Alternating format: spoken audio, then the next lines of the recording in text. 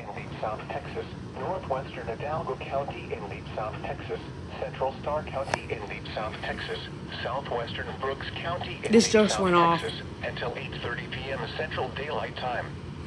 At 7:38 p.m. Central Daylight Time, a severe thunderstorm was located near Elsaws, moving northeast at 50 miles per hour. Hazard, ping-pong ball-size hail. Source, radar indicated.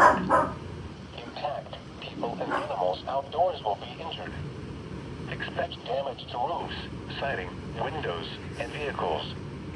Locations impacted include Rio Grande City, Elsaws, Puerto Rico, Starr County Memorial Hospital, Ringgold Middle School, Santa Catarina, Fort Ringgold County Park, Starr County Sheriff's Office, La Gloria, and La Reforma.